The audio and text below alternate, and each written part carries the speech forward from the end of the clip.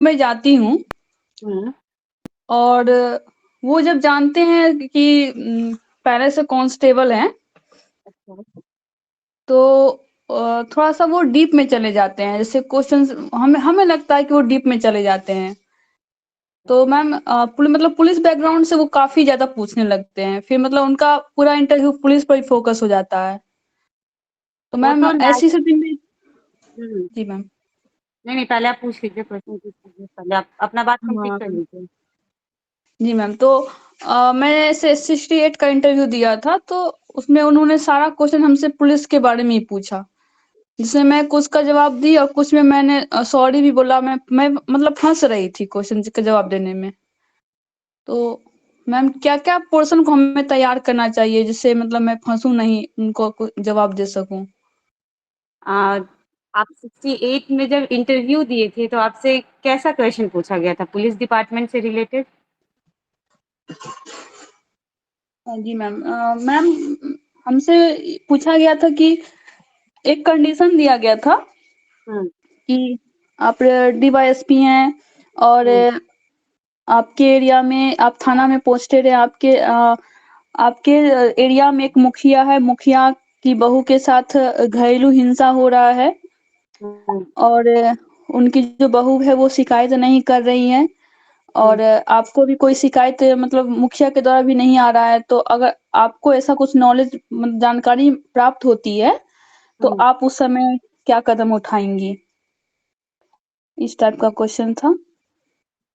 ये तो नॉर्मल चीजें है ना, जब आप पुलिस डिपार्टमेंट में पहले से हैं तो ऐसा सिचुएशन, डोमेस्टिक वायलेंस का केस तो बहुत नॉर्मल चीज है। और एज अ फीमेल आपको 360 डिग्री मतलब चारों तरफ से डोमेस्टिक वायलेंस के लिए स्पेशली तो पूरा प्रिपेयर्ड होना पड़ेगा कि सिचुएशन क्वेश्चन आता ही आता है। हुँ, हुँ। और आप मतलब थाने में रही हैं या फिर मतलब रिजर्व में रहती हैं? मैम मैं कुछ दिन थाने में ही रही थी, मतलब ज़्यादा मैं रिज़र्व में ही रही हूँ, तो उतना मैं थाना का उतना नॉलेज है नहीं मेरे नॉलेज पास। नहीं है, लेकिन लेकिन वहां पे उन लोगों को इससे कोई फर्क नहीं पड़ता है कि आप रिजर्व में रही हैं लाइन में या फिर थाने में रही हैं। आपको ऐसा ऐसा क्वेश्चंस के लिए ना, सिचुएशनल क्वेश्चन के लिए ना आपको प्रिपेयर्ड होना पड़ेगा। जी मैम। आपको इस चीज के लिए प्रिपेयर्ड होना पड़ेगा, उसके बाद सेक्शंस देखना पड़ेगा। जो पुराना आईपीसी सीआरपीसी है और नया लॉ आया है, आपको दोनों देखना पड़ेगा, हुँ, क्योंकि हुँ। सेक्शन से भी क्वेश्चन डायरेक्टली पूछा जाता है। एक फिर जीरो एफआईआर है, उससे बहुत क्वेश्चन पूछा जाता है। और जब जी ना मैम। फीमेल्स कोई पुलिस डिपार्टमेंट में डिपार्टमेंट की मिलती है ना, तो उन लोगों से बहुत पूछा जाता है क्वेश्चन। और डोमेस्टिक वायलेंस का तो एक इम्पॉर्टेंट है ही कि उससे पूछा जाता है। दूसरा कि मतलब आप क्या चेंज देखती हैं as a police officer police department में, कि मतलब फीमेल्स का क्या कंट्रीब्यूशन रहा है उसमें, होनी चाहिए फीमेल्स पुलिस डिपार्टमेंट में या नहीं होनी चाहिए, और उससे क्या चेंज आया है। ये क्वेश्चन जी। बहुत पूछा जाता है। तो आप सिचुएशन वाला क्वेश्चन को ना इग्नोर नहीं कर सकती हैं। और उसको वहां पे आप क्या, इसका आंसर क्या की थी? मैम मैं आंसर इसका गड़बड़ा दी थी, मैंने अच्छा से नहीं जवाब दे पाई थी। लेकिन एक आप ना मैडम सिचुए थी जी, क्या? मैडम हमसे पूछ रही थी, हाँ तो हाँ। हम अच्छा से आंसर नहीं दे पाए इसका, तो मुझे मैडम पूरी तरह से ग्रिल कर लिया। आप ना एक काम करिएगा, डोमेस्टिक वायलेंस का केस इंपॉर्टेंट है, डोमेस्टिक वायलेंस का आप अच्छे से उस पर स्टडी करके जाइएगा। और नए लॉ में इसका सेक्शन क्या और पुराने लॉ में सेक्शन क्या है ना, ये सारा चीज देख लीजिएगा। अच्छा। और सिचुएशनल क्वेश्चन को छोड़ना नहीं है, ये पूछेगा ही पूछेगा। जी मैम। और क्या-क्या मुझे तैयारी कर लेना चाहिए मैम? जो लगता है कि पूछ सकते हैं वो? और पूछ सकते हैं, एक ना मतलब बहुत कॉमन क्वेश्चन आता है कि जैसे पुलिस की छवि ना पब्लिक के सामने खराब है, ठीक है जी। ना, तो उसको कैसे सही किया जाए, ये बहुत कॉमन क्वेश्चन आता है। तो इसके लिए हुँ। और एक हमसे जो पूछा गया था, मतलब मॉक इंटरव्यू में ही पूछा गया था, 2-3 बार पूछा गया कि ये पुलिस दिवस कब मनाते हैं और उसको क्यों मनाते हैं। पुलिस अच्छा। दिवस सेलिब्रेट होता है ना बिहार में। हम्म। आप थाना में नहीं रही हैं तो शायद आपको पता नहीं होगा। ये सारी चीजें आप पता कर लीजिएगा। और और ये भी सारी चीजें जैसे कि एफआईआर किया जाता है, अब ऑनलाइन एफआईआर होता है। अगर कोई केस आपके पास आता है तो उसका प्रोसेस क्या क्या होता है। पहले एप्लीकेशन आता है तो उसको देखा जाता है, फिर फिर उसका एफआईआर होता है तो कैसे उसका इन्वेस्टिगेशन होता है, चार्जशीट कैसे फाइल होता है, ये सारी चीजें देख लीजिएगा। जी मैम। और पुलिस, आप कब से हैं पुलिस डिपार्टमेंट, मतलब किस बैच की हैं आप? मैम मैं 2018 बैच से हूँ। अच्छा, 18 बैच से हैं, तब तो काफी टाइम हो गया है आपका, 5 साल मतलब से ज्यादा हो गया है। आप हम्म। ना, आपसे क्वेश्चन इस डिपार्टमेंट से भर भर के पूछा जाएगा फिर। जी मैम। इसको आप इग्नोर नहीं कर सकते हैं। और एक और इम्पोर्टेंट क्वेश्चन रहता है, हायरार्की बहुत पूछा जाता है। जी। हाँ, हायरार्की को बहुत अच्छे से पढ़ लीजिएगा। हायरार्की याद है मैम, हायरार्की हमसे पूछा ही नहीं गया, हमसे पूछा गया कि इस टाइप कंडीशन में पूछा गया, उसके बाद फिर वुमेन पर क्योंकि आप चले गए, वुमेन। फीमेल है ना, इसीलिए आपसे कंडीशन पूछा गया, बहुत कॉमन है ये डोमेस्टिक वायलेंस का केस। लेकिन हम्म। हम मतलब बता रहे हैं कि हायरार्की भी आप देख लीजिएगा, ये मतलब नॉर्मल चीज है, पूछा जाता है। और अभी रिसेंट में एक जो इनिशिएटिव चला है ना, जो नाइट में लड़कियों के लिए फ्री सर्विस दिया जाएगा। जी मैम, नीडर नारी प्रोजेक्ट। हाँ, तो वो सब चीजें एकदम देख करके जाइएगा। पुलिस डिपार्टमेंट से रिलेटेड तो कुछ भी नहीं छोड़ना है आपको, वो कहीं से भी पूछ देगा। और सेक्शंस भी नहीं छोड़ना है, इंपॉर्टेंट सेक्शंस भी नहीं छोड़ना है। एक बहुत नॉर्मल सा क्वेश्चन पूछा गया था, चोरी और गृह भेदन में क्या डिफरेंस है। जी। तो ऐसा ऐसा क्वेश्चंस भी पूछा जाता है। और अगर आप बीएएस को फर्स्ट में रखिएगा, डीवाईएसपी को सेकंड में, तो आप डिपार्टमेंट में रहते भर में डीवाईएसपी को सेकंड में क्यों रख रहे हैं। हम्म। ये सब नॉर्मल क्वेश्चन है। मैम एफआईआर के मतलब एफआईआर हो गया, गिरफ्तारी हो गया, चार्जशीट हो गया, तो ये सब इसमें तो क्या क्या प्रोसेस कोई है, जी, ये सब प्रोसेस इसका है। कोई और चार, तरीका होगा ना कि कैसे डॉक्यूमेंटेशन पहले होता है, फिर उसके बाद क्या प्रक्रिया है। हाँ तो ये वही बोल रहे हैं ना कि जो जैसे कोई भी आप थाना में एकदम ही नहीं रही हैं आप। थाना में मैं कुछ दिन रही थी शुरू में, मतलब 1 डेढ़ साल के लिए तो गार्ड का ड्यूटी की थी मैंने, मतलब उतना अच्छा ऑफिस वाला काम नहीं की, तो अच्छा। उतना ज्यादा नॉलेज नहीं रह पाया। नॉलेज बेसिकली नहीं मैं है। पढ़ाई के में ज्यादा फोकस रही, मेरा पढ़ाई पर ही ज्यादा ध्यान रहा मेरा, तो इस कारण से तो उतना ध्यान आपको नहीं दिया। ठीक है, कोई बात नहीं है। आप ना किन्हीं से, मतलब जो लोग मतलब ये सारी चीजों का नॉलेज अच्छे से रखते होंगे ना डीप में, आप उनसे सारी चीजें ये कर दीजिएगा। जैसे कोई कंप्लेन करता है ना कभी, तो सीधा एफआईआर नहीं होता है उसका, पहले आवेदन आता है किसी भी कंप्लेन का। फिर उसका देखा जाता है कि वो मतलब मैटर कितना गंभीर है, उसमें एफआईआर करना पड़ेगा या नहीं करना पड़ेगा। अगर वो आवेदन आने के साथ ही मैटर सॉल्व, मतलब ऐसा है ना कि मतलब सॉल्व किया जा सकता है, तो उसको पहले सॉल्व करने का कोशिश किया जाता है। सीधा आप एफआईआर नहीं कर सकते हैं।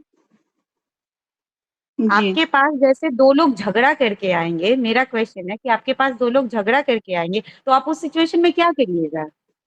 दो लोग मारपीट करके आए, एक दूसरे का सर फोड़ दिए हैं, तो उस सिचुएशन में आप क्या करिएगा, अगर आप एसएचओ रहेंगे या फिर डीवाईएसपी रहिएगा तो। पहले तो समझाने का प्रयास करेंगे। पहले समझाने का, पहले ही उन लोगों को जेल में तो नहीं डाल दीजिएगा, एफआईआर तो नहीं कर दीजिएगा। हम्म। तो पहले तो आवेदन लिया जाता है ना, ये सारा प्रोसेस आप चार्जशीट फाइल करने तक लास्ट में है। और मतलब है ना, मर्डर के केस में अलग होता है, सिविल केस में अलग होता है, सब में चार्जशीट का कितने दिन पे होता है, ये टोटल आप देख लीजिएगा। आप अपना सेक्शंस नहीं छोड़िएगा, ये सारा आईपीसी सीआरपीसी में सारा चीज डिफाइन किया हुआ है। मतलब ऊपर ऊपर से ही सारा, लेकिन सब कुछ देख कर जाना है, सारा नॉलेज रखना है। अगर ये सारा नॉलेज नहीं रखिएगा तभी आप वहां पे गड़बड़ा गई। जी। ठीक है ना। एक मर्डर का केस होता है मैम, और क्या बोली, एक सिविल मर्डर केस केस होता है। हो गया, सिविल केस हो गया, क्रिमिनल केस हो गया, हर तरह का केस होता है ना। जी। हाँ, तो सारे केसेस का मतलब मतलब हर चीज़ में डिफरेंट होता है, हर चीज़ का तरीका डिफरेंट होता है डील करने का। जी। तो वो सारी चीज़ें देख लेना है। Okay ma'am. बिल्कुल। परमीत थैंक यू कुछ मैम। पूछना चाह रहे हैं? हाँ, पूछिए। हाँ परमीत, कुछ पूछना है आपको? Good evening ma'am. Good evening. Ma'am मुझे पूछना था कि जो ये सिचुएशन बेस्ड क्वेश्चन है वो सिर्फ पुलिस डिपार्टमेंट में होते हैं उनके लिए है या फिर जनरल से जो जा रहा है उसके लिए भी पूछा जाता है? आप कहीं से भी जाइएगा ना तो वो सिचुएशनल क्वेश्चन पूछ देंगे आपसे। जैसे ये मैम ये स्पेशली डोमेस्टिक वायलेंस वाला हुँ, जो मतलब अभी आप हुँ, एक कैंडिडेट ने बता रही हुँ, थी अभी हुँ, कि हुँ, उससे हुँ, पूछा गया था कि डोमेस्टिक वायलेंस में क्या इनिशिएटिव लेना चाहिए। तो हुँ, मैम हुँ, मेरे को तो पूरा पुलिस डिपार्टमेंट से नहीं मालूम है कि अंदर क्या हुँ, होता है। हुँ, तो ऊपर-ऊपर तो ये तो बोला जा सकता है कि पहले महिला पुलिस है उसके साथ उनको कोऑपरेटिव करना होगा, फिर महिला आयोग को हुँ, बताना होगा। तो ये मतलब हुँ। ये सब करके खुद से इनिशिएटिव करके आंसर देना होगा ना? हाँ, वो देखिए क्योंकि इसमें डीवाईएसपी भी है ना, तो क्वेश्चन हुँ। पूछ लिया जाता है कि एज़ अ डीवाईएसपी इसको कैसे आप हैंडल करिएगा। क्योंकि वो यस मैम। पुलिस डिपार्टमेंट से है ना, तो उनसे बेटर आंसर एक्सपेक्ट किया जाता है, आपसे भी किया जाएगा, लेकिन वो उनसे वो एक्सपेक्ट कर रहे होंगे ना कि एकदम एग्ज़ैक्ट बताएँ। Yes ma'am. क्योंकि हम लोग को तो उस प्रकार से ट्रेनिंग मिला ही नहीं है, तो एग्ज़ैक्ट आंसर बताना काफ़ी मुश्किल बात है। बट इतना तो पता है कि अगर महिला से रिलेटेड है तो महिला आयोग को बताना ज़रूरी है, वीमेन सर्विस के लिए क्योंकि उससे उसके लेवल पे उसको सैटिस्फैक्शन मिल सकता है और पुलिस कोऑपरेशन भी दे सकते हैं। महिला इससे ज़्यादा थाना और क्या? इसीलिए बनाया गया है ना हर जिला में। Yes ma'am. व महिला थाना और किस लिए बनाया गया है? ये यही सब टेक्नोलॉजी जो है टेक्निकल चीज़ें वो हम लोग से तो एक्सपेक्ट नहीं किया जाता होगा ना मैम, ये एग्ज़ैक्ट एक्सपेक्ट नहीं टू किया द जाता है, लेकिन आप ठीक है, वहाँ पे आपसे क्या एक्सपेक्ट किया जाएगा, वो उनका मूड कैसा है, सामने बैठे हुए हैं, वो क्या आपसे आंसर लेना चाह रहे हैं, क्या आप देना चाह रहे हैं, आप ये नहीं बता पाइएगा यहाँ। लेकिन आप जानिए ये तो नॉर्मल चीज़ है, अगर किसी के साथ डोमेस्टिक वायलेंस का केस हो रहा है, तो क्या करना चाहिए?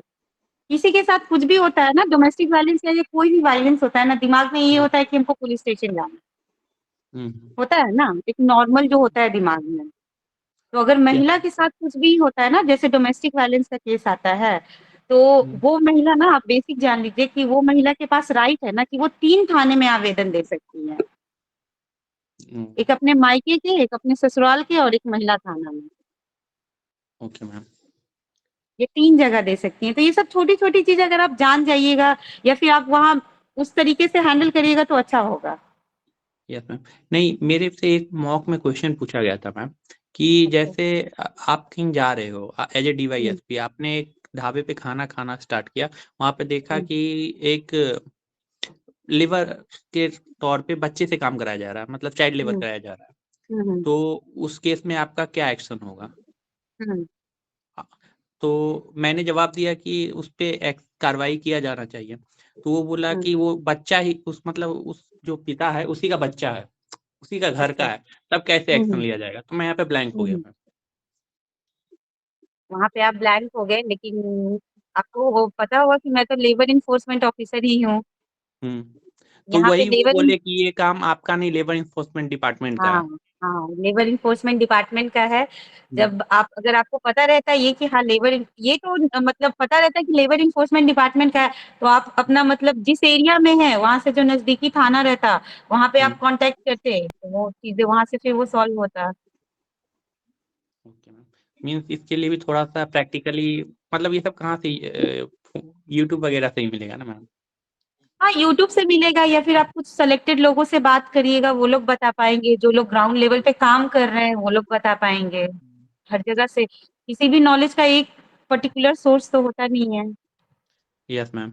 बिल्कुल। क्योंकि मैम मेरे लिंक में जितने हैं कोई भी और पुलिस लाइन में नहीं है देखो इसलिए परमित, मैं इसमें ऐसा है ना कि जो बच्चे थे वो पिता के बच्चे थे, वो बच्चे अब किस एक्ट में थे, वो हजारड्रेस वर्क कर रहे थे या नन हजारड्रेस वर्क कर रहे एज थे, भी देखा जाता है। ये भी देखा जाता है। दूसरा कि बच्चे को क्या कहते हैं, चाइल्ड लेबर करवाना बिल्कुल प्रोहिबिटेड है। उसमें आप जो है कि जो एलईओ हैं, वो लेबर एनफोर्समेंट ऑफिसर हैं या श्रम प्रवर्तक पदाधिकारी हैं, अपनी सूचित कर सकते हैं, लोकल थाना में सूचित कर सकते हैं, ये उनकी सुविधा तो रहती ही है। लेकिन बच्चा सिर्फ आउट ऑफ स्कूल टाइम में अगर अपने गार्जियन के साथ बैठ करके वो कुछ मदद कर रहा हो एज ए हॉबी वगैरह कुछ भी, तो आप उसमें जो है कि इस तरीके को कोई एक्ट लगता भी नहीं है। तो नहीं, इन उसमें राइट्स को लगता नहीं है। उसमें आप ना उनको वार्न कर सकते हैं, अगर वैसा कुछ आप देख रहे हैं ना, तो वहाँ पे आप वार्न कर सकते हैं कि आप बच्चे को ऐसे दुकान पे रह के काम मत करवाया करिए। मतलब ये आजकल मतलब चाइल्ड रेस्क्यू का टास्क फोर्स चलता है, या फिर जो भी, आप उनको वार्न करके आप समझा सकते हैं, ये भी एक्शन आप ले सकते हैं। बिल्कुल। तो जो सबसे प्राइमा फेसी चीज होता है ना, किसी भी चीज को सबसे पहले बात करना, उनसे डायलॉग करना, उनको समझाना कि अगर उनको अवेयरनेस नहीं है इस कानून के बारे में, तो कानून की जानकारी देना कि इस तरीके के कानून है। मैं पहले सर उसे समझाऊंगा, बताऊंगा। उसके बाद उनके पिता का क्या आउटपुट होता है, क्या वो बताते हैं, रिप्लाई देते हैं, उनको मैं सुनने और उनके परेशानियों को समझने का प्रयास करूंगा। उसके साथ अगर हो सकता है कि सर वो बच्चे ज्यादा निर्धन परिवार से हों, तो उनके जो गवर्नमेंट की स्कीम है मैं उसको दिलवाने का प्रयास करूंगा। उसके बाद फिर अगर नहीं होगा तो एक्शन तो सबसे लास्ट स्टेप होता है, तो सबसे लास्ट स्टेप में एक्शन की बात आएगी। ये किसी भी तरीके का केस हो, किसी भी तरीके का सिचुएशनल बेस्ड क्वेश्चन हो, सब में इसी तरीके से एप्लीकेशन स्टार्ट होता है। हम लोग जब क्लास में भी एथिक्स का बहुत सारा केस स्टडी हम लोगों ने सॉल्व किया है इस क्लास में, तो उसमें हम लोग क्या करते थे, पहले शुरुआत में सिचुएशन को देखते थे, उसके बाद उसके कौन कौन से लोग हैं जिसमें जिसको क्या इफेक्ट हो रहा है उनको परखते थे, उसके बाद कानून क्या कहा था उन चीजों को देखते थे, उसके बाद पूरी कानून की हायरार्की थी, उस हायरार्की में हम लोग जाते थे। तो इसी तरीके से ये इन तरीके के क्वेश्चन को सॉल्व करना रहता है। ठीक है। Yes sir, thank you sir, thank you ma'am. जो बच्चे जुड़े हुए हैं मैं उनको बता दूं कि 10 बजे से हम लोग जो है कि अभी तो मैम से बात कर रहे हैं हम लोग, इसके बाद 10 बजे से हम लोग मॉक इंटरव्यू स्टार्ट करेंगे। ठीक है, तो जो लोग मॉक इंटरव्यू देंगे वो अपना ड्रेसअप वगैरह होके रह जाएंगे, और आप लोगों ने डेफ या बायोडाटा भेज ही दिया है लगभग, और जिन्होंने नहीं भी भेजा है तो वो हमें सूचित कर सकते हैं। जितना हो सकेगा आज हम लोग आपका लिस्ट इनरोल कर देंगे। वैसे लिस्ट में बच्चों का बहुत सारा नाम पहले से भी है हमारे पास। ठीक है, चलिए अगला क्वेश्चन जो भी मैम से पूछना चाहते हैं पूछ सकते हैं।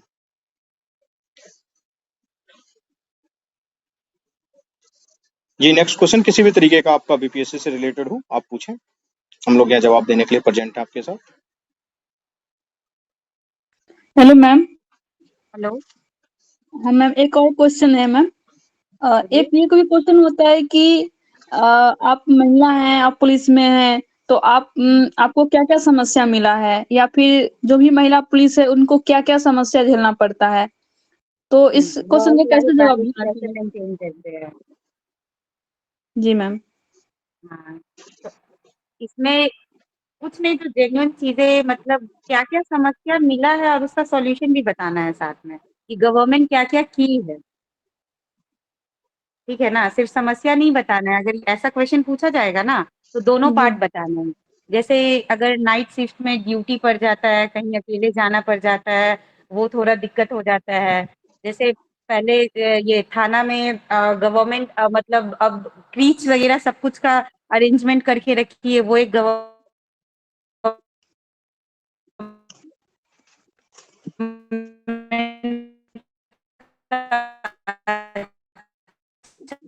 कभी कभी मतलब कभी कभी क्या, मोस्टली पुलिस डिपार्टमेंट की करना पड़ता है, तो उससे क्या होता है कि वर्क लाइफ बैलेंस भी थोड़ा मतलब मेंटेन करना मुश्किल हो जाता है। तो ये सारी मतलब नॉर्मल समस्याएं हैं जो आती है फीमेल्स के साथ। आप ड्यूटी की हैं तो आपको क्या लगा कि क्या समस्या आपके साथ आता है? ड्यूटी की होंगी ना, रिजर्व में रही होंगी फिर भी तो। हाँ, पुलिस की ड्यूटी तो है कि कभी भी लग जाती है ना, पहले से कभी भी निश्चित नहीं ऐसी जगह रहता है। भेज दिया जाता है जहाँ मतलब कुछ रहने का इंतजाम नहीं है, कहीं बैठने का इंतजाम नहीं है, ऐसी जगह वहाँ बहुत बहुत टाइम तक रुकना पड़ जाता है, ये सारी दिक्कतें आती है। हम्म।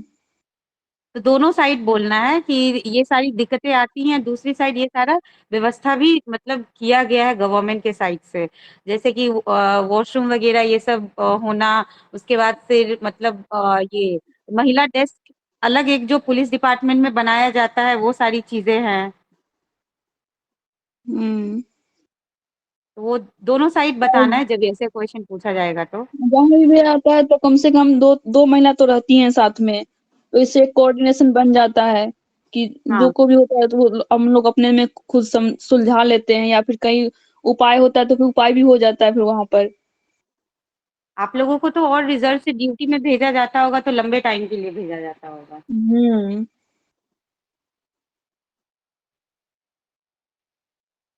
समस्या बताना, लेकिन उसका थोड़ा-सा उपाय भी बता देना, है ना मैम? हाँ, हाँ, दोनों साइड बताना है, सिर्फ नेगेटिव अच्छा, पॉइंट नहीं जो बताना है। लेटेस्ट जो इनिशिएटिव सरकार के द्वारा लिया गया है, वो सब बता देना। जैसे पुलिस भवन का निर्माण कराया जा रहा है, हर एक थाना में, जी, पुलिस लाइन में, हाँ। तो ये सब बता देना। क्रैश G+4 का फैसिलिटी। ये कॉन्सेप्ट दिया गया है ना?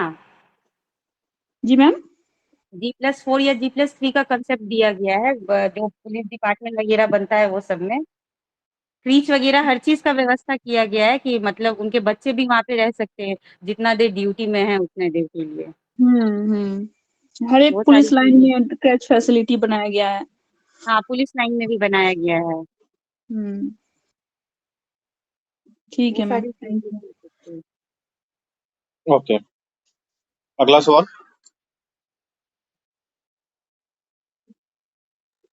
कोई पूछना चाह रहे हैं तो वो पूछ सकते हैं। जी रोशन। मैम, अगर इंटरव्यू में पूछते हैं कि कभी आपने करप्शन फेस किया है, तो इंस्टांस कोई बताना चाहिए या फिर सॉरी सर, सॉरी मैम, मैं रिकॉल नहीं कर पा रहा हूँ, ऐसा जवाब होना चाहिए? आप अगर स्टूडेंट हैं तो आप करप्शन फेस किए हैं तो आप मतलब बता सकते हैं, मतलब इसको मतलब पूरा खुल के नहीं बताना चाहिए कि पूरा एकदम कहीं भी खुल के बता दिए।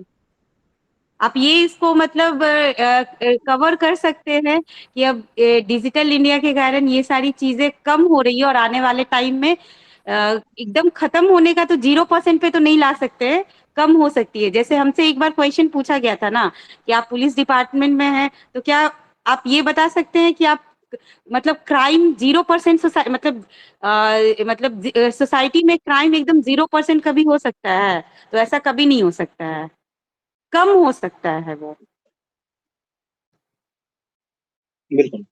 और ठीक है। दूसरी बात है कि अगर करप्शन के बारे में पूछ ही लिया जाए कि पुलिस डिपार्टमेंट या किसी भी डिपार्टमेंट में काफी भ्रष्टाचार है, तो आप हमेशा जो आंसर करेंगे तो वो आंसर करेंगे कि हाँ सर, कहीं पे इस तरीके की सिचुएशन देखने को मिलती है, लेकिन वो भ्रष्टाचार इंस्टीट्यूशनल नहीं है, वो पर्सनल बेस्ड है। वो क्या कहते हैं, कुछ ऐसे ऑफिसर्स हैं जो व्यक्तिगत स्तर पे इस तरीके का कुछ काम करते हैं और उसके लिए बाकायदे डिपार्टमेंट इन्वेस्टिगेशन वगैरह कर रही है और उसके ऊपर छापेमारी वगैरह की जो भी कार्यवाही होती है वो हो रही है।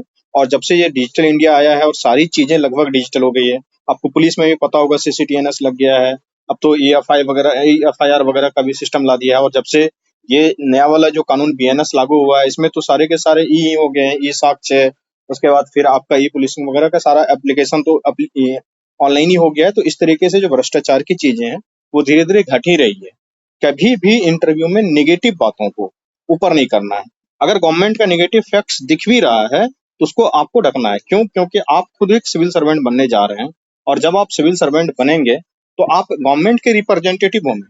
और आप ये जानते हैं कि जो गवर्नमेंट के रिप्रेजेंटेटिव होते हैं वो गवर्नमेंट के पक्ष को रखते हैं। अगर आप खुद ही बोलेंगे कि हाँ बहुत भ्रष्टाचार होता है सर, ये बात तो सत्य है, तो फिर ये गवर्नमेंट का जो एक आप रियल रिप्रेजेंटेटिव नहीं बन सकते हैं। और दूसरी बात ये है कि वो चाहेगा भी नहीं कि आपको हम सेलेक्ट करें, क्योंकि हमेशा चीजें प्रैक्टिकल व्यू में देखी जाती है। सबको पता है कि भ्रष्टाचार हो रहा है, लेकिन उसको कम करने के भी तो तरीके अपनाए गए हैं। तो इसलिए हमेशा क्या देखना है कि हाँ सर, संस्थागत स्तर पे तो भ्रष्टाचार नहीं है, हम व्यक्तिगत स्तर पर कुछ मामले कभी कभी दिख जाते हैं, बस आप निकल जाएंगे इसको बोलते हुए। ठीक है, जी सर। ठीक है, अगला सवाल।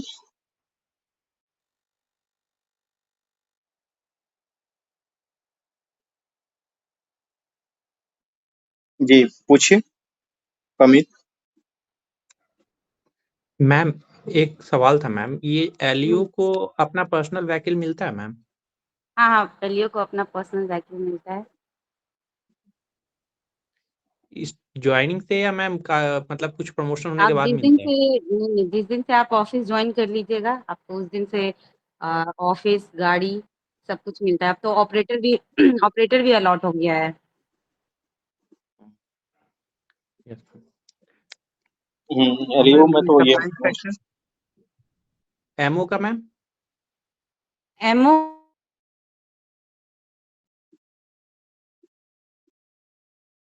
Hello ma'am. डाल दिया है। Hello, am I audible? Hello, मेरी आवाज आ रही है? हेलो, क्या आप मुझे सुन पा रहे हैं? हेलो, हाँ सर, आ यस रहा आवाज। ओके आ ओके, रहा है आपका आवाज। ठीक। आपको नेहा मैम सुन पा रहे हैं क्या? हाँ हाँ, आवाज आ रही है। ओके ओके, ठीक। आप पूछिए, सोनाली कुछ सवाल पूछना चाह रही हैं। आशुतोष पूछिए। तो मैम जिला ट्रेजरी है तो उसका कार्य क्या क्या होता है? क्या? आपका जिला आवाज ट्रेजरी इको आ ऑफिसर रहा है। आप क्या फैन के कारण जिला ट्रेजरी ऑफिसर होता है, जिला हाँ हाँ ट्रेजरी, उसका उसमें क्या कार्य होते हैं, उसका क्या क्या कार्य होता है? हाँ, सॉरी, इसके बारे में तो आइडिया नहीं है कि जिला ट्रेजरी का क्या क्या कार्य होता है। ओके। जिला कोषांग। हाँ, ट्रेजरी यस ऑफिस में। जी जी, यस तो सर। जिला में क्या कहते हैं, जितने भी फंड आते हैं ना, वो ट्रेजरी डिपार्टमेंट से होके ही जाता है। जितने भी ऑफिसर्स हैं लगभग की सैलरी वगैरह जो भी बनती है, या फिर जो भी डिपार्टमेंट को वित्त प्रोवाइड करना रहता है, वो जिला कोषांग से होके ही गुजरता है। ठीक है, और वो उसी का वो ट्रेजरर रहते हैं वहाँ पे, वो उस चीज को मैनेज करते हैं और मेंटेन करते हैं। ठीक है, और इसके बारे में अगर आप और भी डिटेल में जानना चाहते हैं तो जो क्या कहते हैं पोस्ट वाइज क्लासेस हुई हैं, क्लासेस को देख लेंगे। कार्तिकेयन सर ने एक एक करके पूरा डिटेल में बता दिया है इन सब के बारे में, तो आप उसे देख सकते हैं जा करके। ठीक है, ओके सर, थैंक यू। गौरव पूछिए सवाल।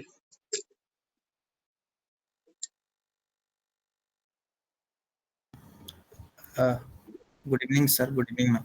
तो मैं एक्चुअली पूछ रहा था कि जैसे मैंने डिस्ट्रिक्ट एजुकेशन ऑफिसर पढ़ा है फर्स्ट चॉइस, तो भी इससे पुलिस सर्विस से रिलेटेड पूछ सकते हैं मेरे से सिचुएशनल क्वेश्चन या इस टाइप?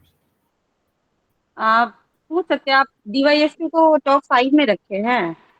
नहीं, मतलब लास्ट में होगा। मतलब एक्चुअली मेरा वही सब है, डिस्ट्रिक्ट एजुकेशन सर्विस और पैक्स वाला जो है। अच्छा, तो वो मतलब उनके मूड पे डिपेंड है कि वो या तो ये पूछ सकते हैं कि आप डीवाईएसपी को लास्ट में क्यों रखे हैं, मतलब टॉप 5 में क्यों नहीं रखे हैं। क्योंकि जनरली ये देखा जाता है ना, लोग फर्स्ट में बीएएस डालते हैं और सेकंड में डीवाईएसपी डालते हैं।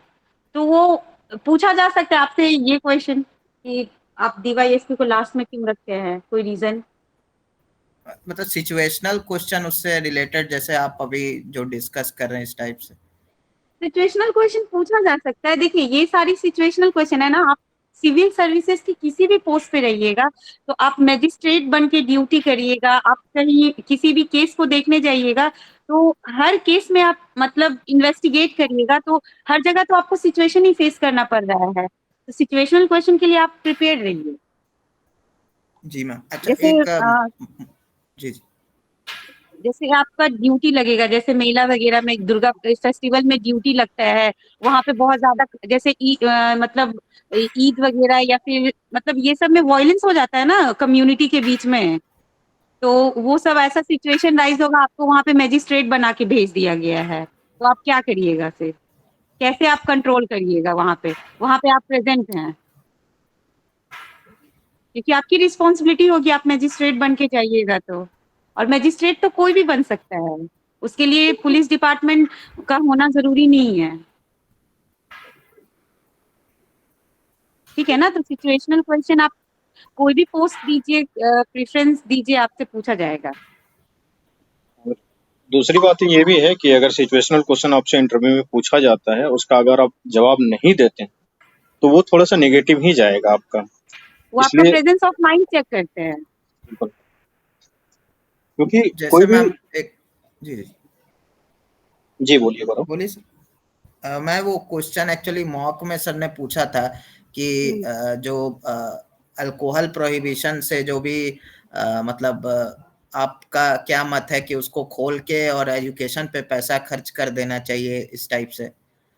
मतलब जैसे जो नई पॉलिटिकल पार्टी आई है बिहार में, दे आर टेलिंग कि जो अल्कोहल प्रोहिबिशन है, बैन है, उसको अपलिफ्ट करके they are going to spend on education.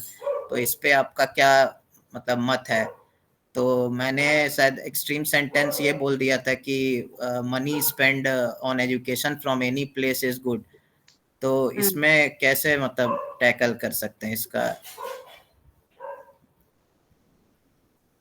देखिए, ये इस पहली बात तो इसके लिए पुलिस डिपार्टमेंट का होना जरूरी नहीं है कि आप पुलिस डिपार्टमेंट में ही रहेंगे तभी इसका आंसर कर सकते हैं।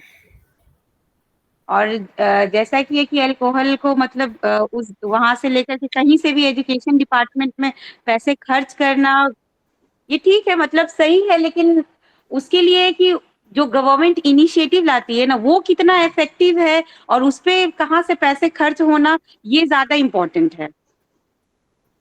जो गवर्नमेंट स्टेप्स ले रही है, अगर टीचर बीपीएससी टीचर अगर बीपीएससी अगर टीचर्स को मतलब वैकेंसी ला रहा है, उससे अगर इफेक्टिव हो रहा है और उस पे लग रहा है कि कहीं से ला के अगर पैसे मतलब एजुकेशन डिपार्टमेंट में खर्च करना चाहिए और वो पॉजिटिव साइन दे रहा है सोसाइटी में, तो कहीं ना कहीं ठीक हो सकता है। और ये कोई शॉर्ट टर्म चीजें नहीं है कि हम 1 साल 2 साल में इसको देख करके बता सकते हैं, ये लॉन्ग टर्म ऑब्जर्व किया जाएगा तभी इसको बता सकते हैं, तो ये शॉर्ट टर्म का चीज नहीं है। ठीक है मैम। पवन कुछ पूछना चाहें?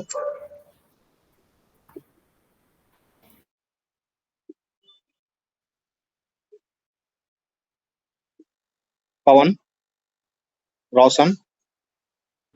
Yes sir. सर मैम जैसे मैं पुलिस सर्विस के लिए एलिजिबल नहीं हूँ फिजिकली, लेकिन उसमें लिस्ट में भर दिया हूँ, तो अगर वो पूछते हैं कि आपका क्या प्रेफरेंस है, तो प्रेफरेंस बताते हुए ये मेंशन करना चाहिए कि मैं फिजिकली अनफिट हूँ, मतलब हाइट के अकॉर्डिंग, 2 मिनट में सर या ज्वाइन फिर करेंगे। मतलब कि उसे रहने दूं, मेंशन ना करूं?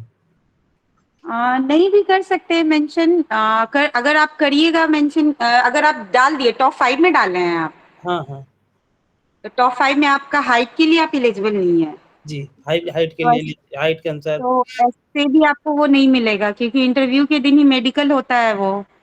मेडिकल तो हो चुका इस है, बार मेडिकल हो चुका है पहले ही। अच्छा मेडिकल, हाँ हाँ मेडिकल हो चुका है, सॉरी।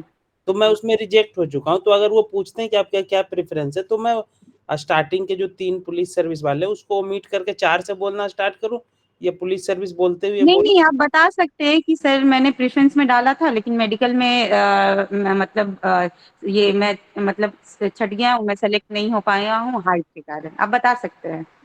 ओके। आपकी हाइट कितनी है रोशन? मेरी सर 5'3" के आसपास है। अच्छा, 165 चाहिए होता है ना उसमें। जी जी। हाँ। कोई नहीं, आप बता देंगे कि सर उन्होंने मुझे मेडिकली अनफिट दिया है, या फिर आपको पता कहाँ है कि उन्होंने अनफिट दिया है या फिट दिया है?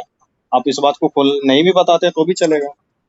हाँ, नहीं भी बताते फिर भी चलेगा। आपको थोड़ी पता है, ऑफिशियली तो पता नहीं है ना कि उन्होंने आपको अनफिट किया है। अगर हाँ, आपने देख लिया है तो अच्छी बात है। नहीं सर, वो तो छुपा लेते हैं सर। हाँ, तो फिर वो हाँ तो छुपा, फिर नहीं बताना है। आपको बताने की आवश्यकता क्या? आप बताइए मेरा पोस्ट प्रेफरेंस ये है, हाँ उसके बाद जो सवाल आएंगे हाँ देखे जाएंगे। उन्हें वो थोड़ी फीता लेके बैठे हुए हैं इंटरव्यू में आपका नापने के लिए कि आप कितने लंबे हो। अब वो नाप भी लेते हैं इंटरव्यू में तो भी फर्क नहीं पड़ता, क्योंकि वो मेडिकल बोर्ड की टीम नहीं है। ये स्पेशली डिफाइन करेगा मेडिकल बोर्ड कि आप फिट हैं या अनफिट हैं, उसके अलावा किन्हीं को ये राइट नहीं है। ठीक है, तो इन चीजों की चिंता बिल्कुल नहीं करनी है। ठीक, मतलब इसलिए मैं बोल रहा हूँ कि फिर क्वेश्चन आएगा पुलिस सर्विस पे, हाँ, तो फिर मतलब क्वेश्चन आएगा तो क्वेश्चन के लिए आप तैयार रहें। बकायदे पुलिस सर्विसेज पे एक डिटेल क्लास हो चुकी है, आज सबको लगभग मैंने पीडीएफ भी दे दिया है पुलिस सर्विस का। मैम भी आपके साथ हैं सवाल का जवाब देने के लिए। ठीक है, और एक क्लास और पुलिस सर्विस पे होनी है, वो क्लासेस भी हो जाएंगी आपके। तो 2 क्लासेस के बाद आपका पुलिस सर्विस में कुछ बचेगा नहीं। जितने भी सवाल हो लगभग हर तरीके के क्वेश्चन उस दिन भी कार्तिकेय सर ने लिए हैं। ठीक है, संजय सर ने भी उस दिन बहुत सारी बातें आप लोगों को बताई हैं। ओके ठीक है, तो वो आप क्लास देख लेंगे, आई थिंक कि उसको आप मैनेज कर लेंगे, और जो भी सवाल होगा फिर हमसे पूछ लेंगे, मैं बता दूंगा। मैम से भी पूछ सकते हैं अभी आप। हाँ गौरव, पूछिए क्या पूछना चाह रहे हैं।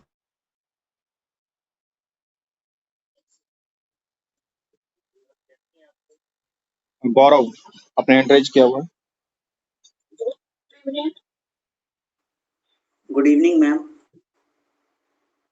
गुड इवनिंग मैम, मैं पूछना चाह रहा हूँ कि मैं अगर मद्य निषेध के पॉलिसी से सहमत नहीं हूँ तो क्या मैं कह सकता हूँ इंटरव्यू में मैम कि मैं इस पॉलिसी से सहमत नहीं हूँ और मैं समझता हूँ कि इसे इस तरह से करना चाहिए, या फिर मुझे सरकार की पॉलिसी को डिफेंड करना पड़ेगा? नहीं, देखिए ये गवर्नमेंट का इनिशिएटिव है ना, तो आप इसको एकदम नेगेटिव वे में नहीं बोल सकते हैं वहाँ पे। वहाँ पे आप गवर्नमेंट, एक सिविल सर्वेंट गवर्नमेंट का रिप्रेजेंटेटिव होता है, मतलब उनके लिए हम लोगों को काम करना है।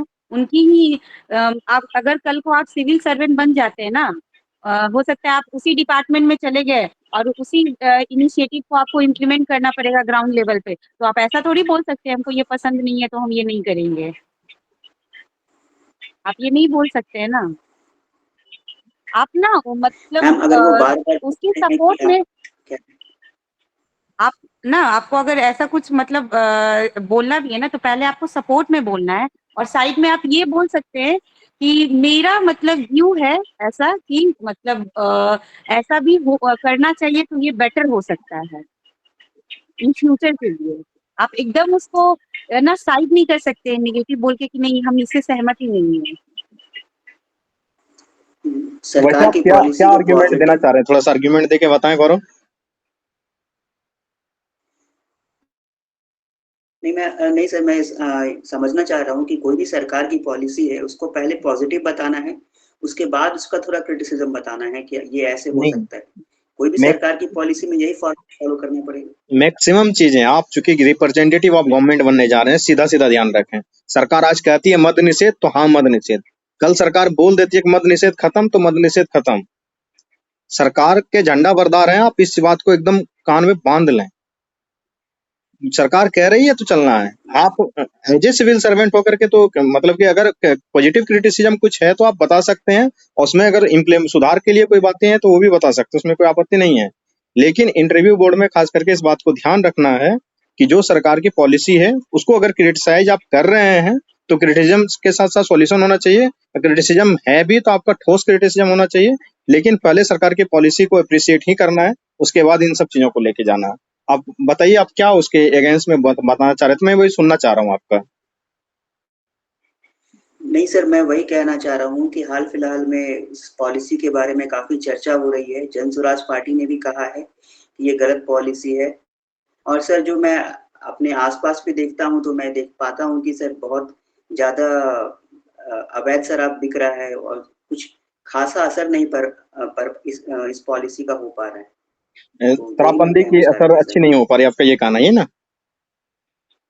जो मैं आसपास देख पा रहा हूँ, मैं पा रहा हूँ कि बहुत लोग अवैध शराब इलीगल बिक रहा है, तरीके से लोग मतलब कि अवैध शराब पी भी रहे हैं, उनसे मृत्यु भी हो रही है, ये आप कहना चाह रहे हैं?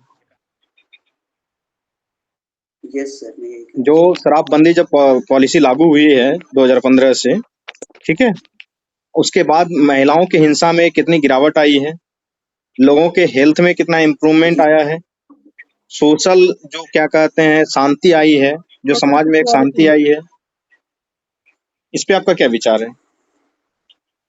शराब से सबसे ज्यादा नहीं सर, इफेक्टेड महिलाएं ही होती हैं। बताइए क्या विचार है नहीं सर, आपका बात तो इसके? सही है, लेकिन हाँ, बात तो सही है सर, लेकिन हम रेगुलेट भी तो कर सकते हैं। सीधा बंद करना तो हर चीज का एक उपाय नहीं होता है ना सर। मैं वो कहना तो चाहता आपको हूँ कल पता को होना चाहिए, अगर अगर आप अपने आसपास ऐसा सिचुएशन देख रहे हैं ना, तो आपको पता होना चाहिए कि एक टोल फ्री नंबर आता है।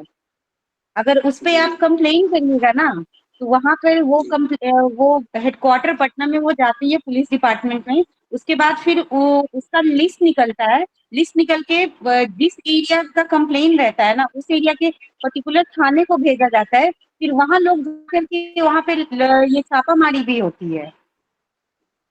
जी मैम। देखिए, शराबबंदी पे अगर कोई भी सवाल किन्हीं से पूछा जाता है, जो सबसे बेस्ट आंसर हो सकता है मैं अपनी तरफ से देने का प्रयास कर रहा हूँ कि सर जो प्रेजेंट गवर्नमेंट की शराबबंदी की नीति है ये ठीक है, और मैं इसके साथ सहमत हूँ, इसमें कोई आपत्ति नहीं है।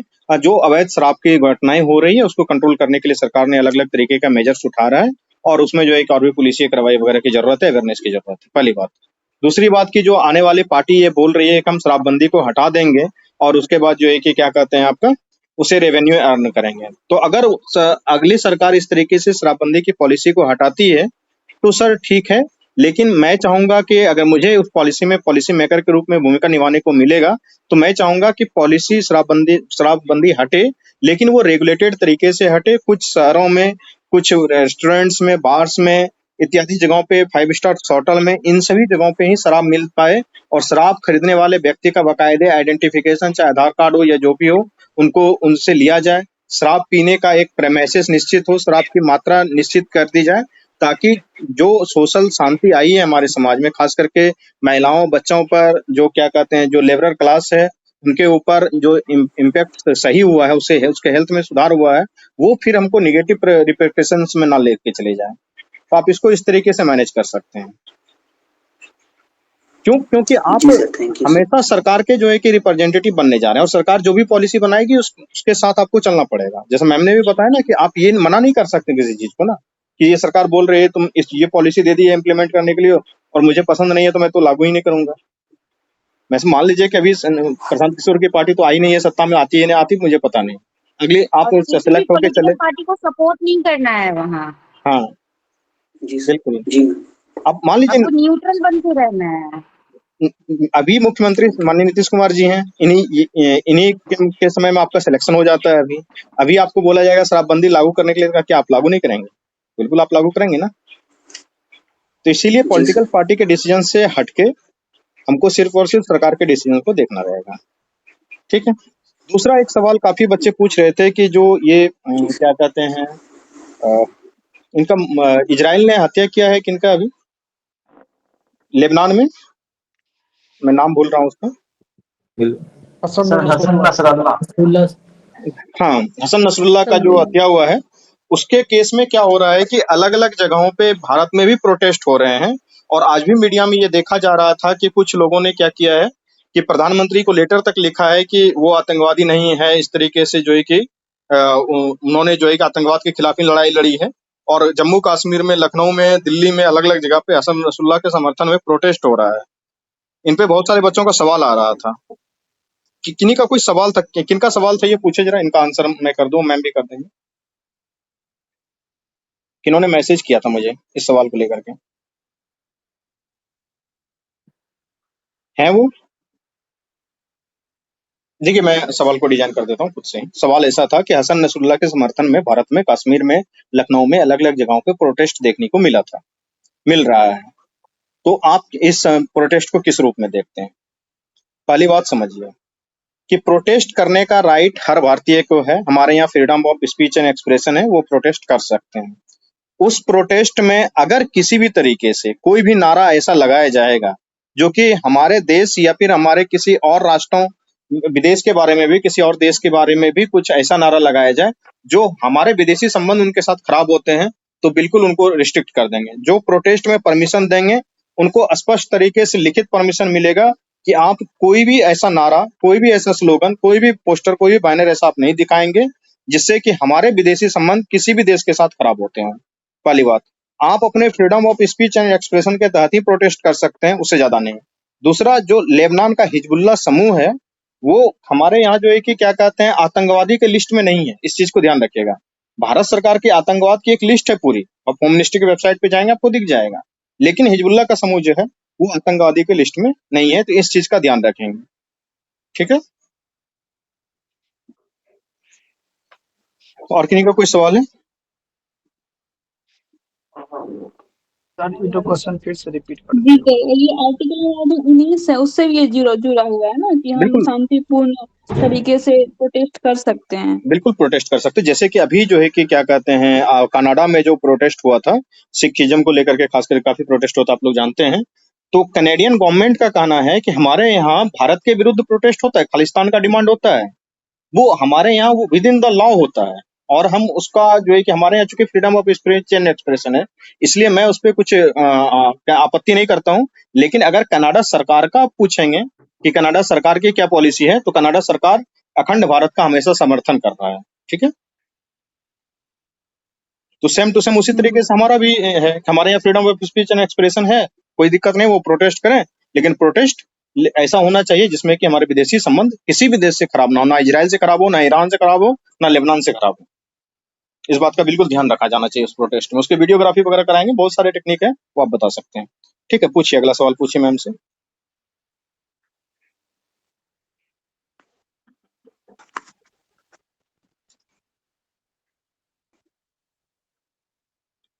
जी Rahul Kumar Agrawal. Sir Hamas terrorist organisation है क्या सर? हमास भारत सरकार की लिस्ट में? Yes sir. आई थिंक ये भारत सरकार की लिस्ट में टेररिस्ट ऑर्गेनाइजेशन नहीं होगा।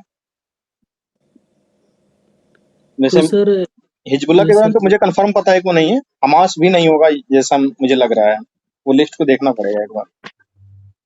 तो सर हमसे साइड लेना बोला जाएगा कि इजराइल का साइड लीजिए कि हमास का, तो सर इंडिया के रूप में कैसे डिफेंड करेंगे उसको? भारत सरकार की जो पॉलिसी है उसको लेके चलना है हमको। हम क्यों इजराइल का साइड लें, क्यों फिलिस्तीन का साइड लें? सर हमारा 2 स्टेट का पॉलिसी है वो तो समझ में आ रहा है, लेकिन हमास को कंडेम करेंगे कि नहीं?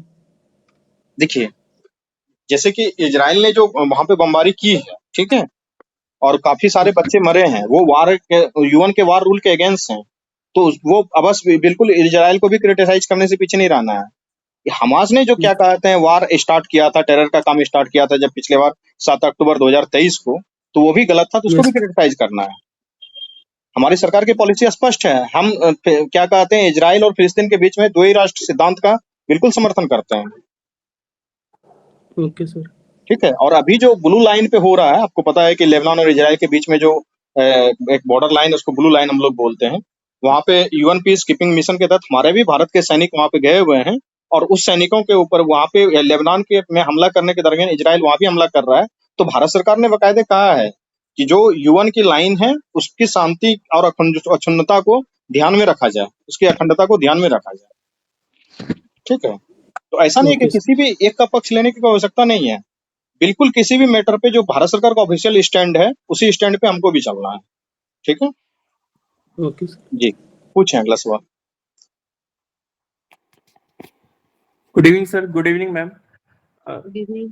मैम ये एक क्वेश्चन पूछा जाता है कि जैसे आप जिस काम में जहाँ पे काम कर रहे हैं तो वो छोड़ के सिविल सर्विसेज क्यों दे रहे हैं, तो फिर बोलते हैं क्या कि सर इसमें डाइवर्सिटी है और जॉब रोल शिफ्ट होते रहते हैं, तो फिर उनका सवाल होता है कि आपने पहला प्रेफरेंस पुलिस डिपार्टमेंट डाला है, ये तो एक ही एरिया में काम हुआ, इसमें डाइवर्सिटी कहाँ से हो गई?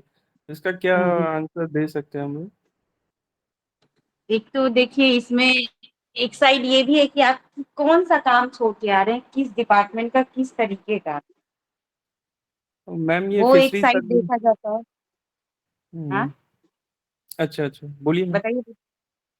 नहीं नहीं जैसे आप आपका क्वेश्चन था ना कि आप कोई काम छोड़ कर आ रहे हैं, सिविल सर्विस क्यों ज्वाइन करना चाह रहे हैं किसी जॉब को हाँ, छोड़कर, उसमें भी बोलते हैं ये क्या कि है ना यदि मेनली। वो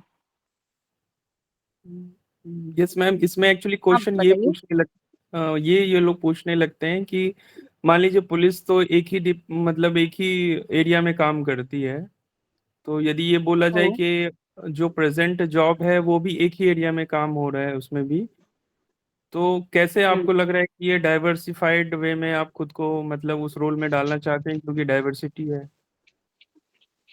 डाइवर्सिटी है, लेकिन अगर आप प्राइवेट जॉब से जैसे अगर आप बीटेक किए हुए हैं तो कोई मतलब रहता है ना प्राइवेट कंपनी में काम कर रहा है या फिर कुछ भी, तो आप सिविल सर्विसेज में आ रहे हैं तो आप ग्राउंड लेवल पे काम कर रहे हैं, नहीं, आप ग्राउंड लेवल से लोगों को। अभी गवर्नमेंट जॉब नहीं है, हाँ, तो इस हिसाब से यदि देखा जाए तो आप किस जॉब में हैं अभी? फिशरी सर्वे ऑफ इंडिया में मैम सीनियर सुपर ये मैकेनिकल सुपरवाइजर की पोस्ट है, मतलब अच्छा। सेक्शन इंजीनियर बेसिकली है, हम्म। तो तो उस सेंस में इसमें हाँ हम समझ गए हैं, आप डीवाईएसपी फर्स्ट प्रेफरेंस डाले हैं, तो ये तो इसमें आप कोई बहुत बड़ी चीज नहीं है, ये आप बोल सकते हैं कि हाँ मतलब पुलिस डिपार्टमेंट में जाना मेरा एक मतलब ड्रीम भी था, हॉबी भी था, इसीलिए हम जाना चाह रहे हैं। इससे ऐसा नहीं है कि पुलिस डिपार्टमेंट सिर्फ एक साइड में ही काम करती है, वो भी एक टाइम में बहुत सारा रोल मतलब निभाती है।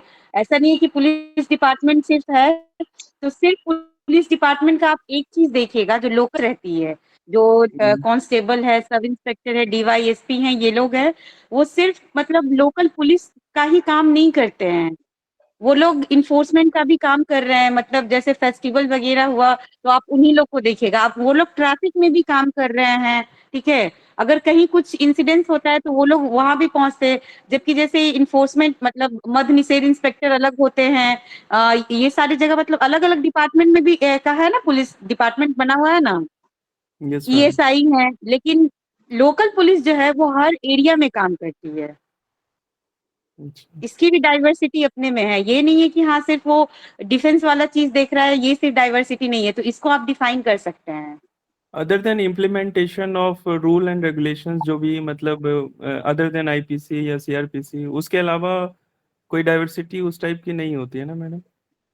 देखिए अदर देन आप पुलिस डिपार्टमेंट सिविल वाले में नहीं जा सकते हैं, ये है, सिविल वाले में जैसे नहीं जा पॉलिसी नहीं मेकिंग। सकते का मतलब ये नहीं है, नहीं मतलब उन लोग का ये रहता है, जैसे अगर हम लेबर इन्फोर्समेंट ऑफिसर हैं तो अगर किसी को FIR करना है तो ऑफ कोर्स वो मेरे पास नहीं आएंगे।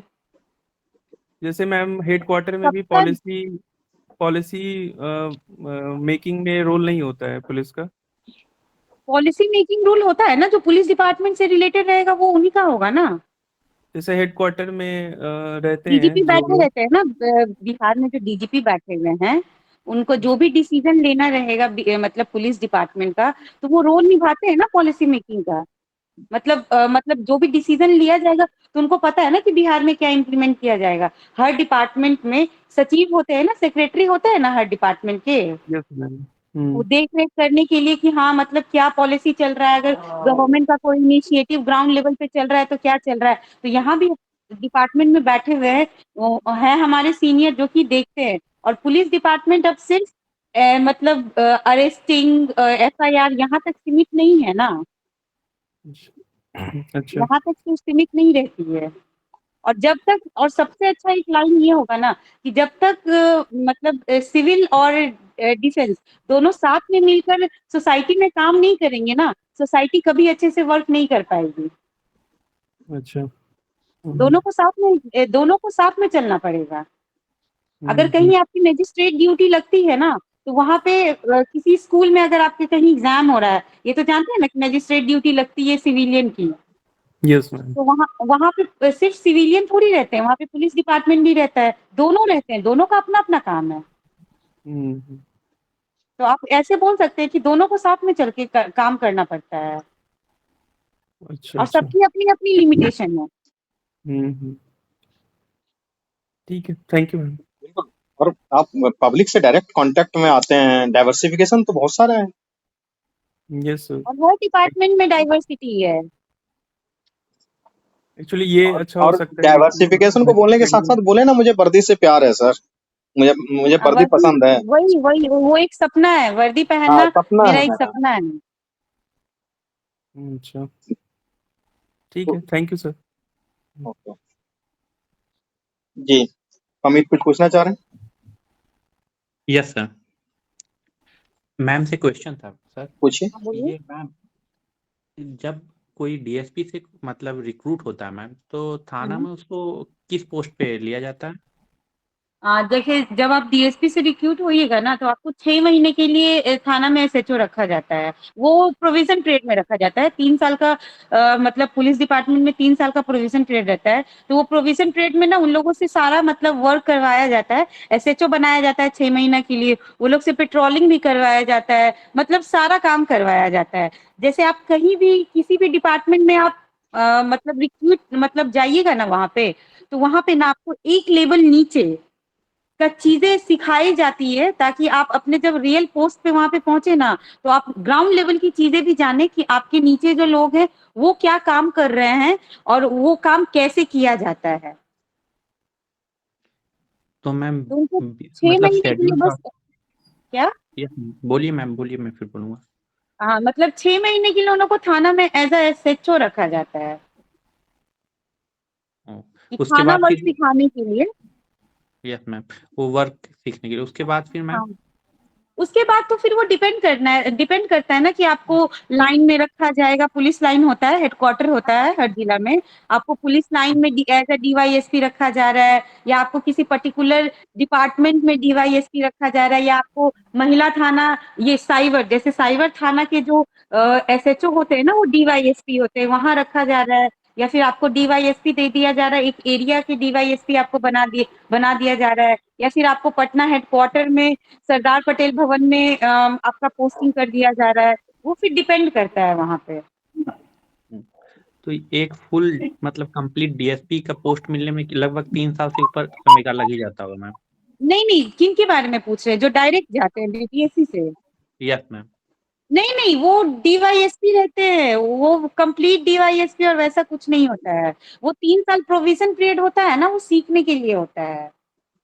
ओह यस वो मैम। तो मैम डीवाईएसपी ही होते हैं, उसमें कोई ये नहीं है कि वो मतलब सब इंस्पेक्टर या इंस्पेक्टर बन जाते हैं, ऐसा नहीं है।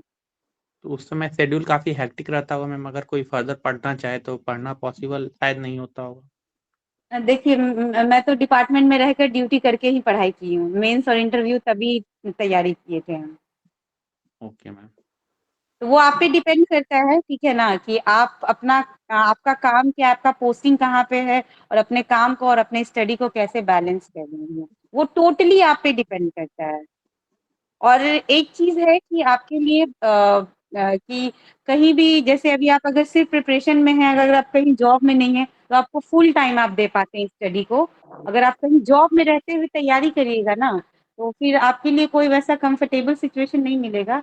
तो आपको उस हिसाब से एडजस्ट करना पड़ेगा। कभी पढ़ाई होगा, कभी ऐसा दिन होगा कि पढ़ाई नहीं भी हो पाएगा, तो वो सब बैलेंस हो जाता है। वो मतलब एक वो करना पड़ता है, वो हो जाता है उस सब। कोई उसमें कोई बहुत बड़ी चीज नहीं है। यस मैम, वो तो सिचुएशन के अकॉर्डिंग ढलना ही पड़ेगा मैम, वही हाँ, मैं वो कंफर्म कर रहा सिचुएशन, था। हाँ, वो सिचुएशन आपके साथ क्या होता है ना, उस पे डिपेंड करता है। Okay ma'am, thank you ma'am.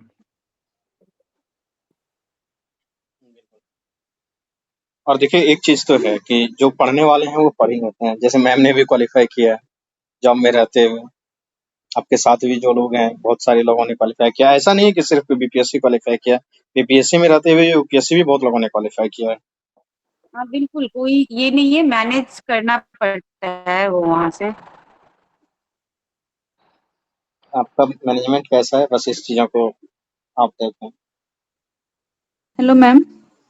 Hello ma'am थोड़ा सीसीटीएनएस के बारे में मैम थोड़ा बता दीजिए, सीसीटीएनएस कैसे वर्क करता है थाना के स्तर पर?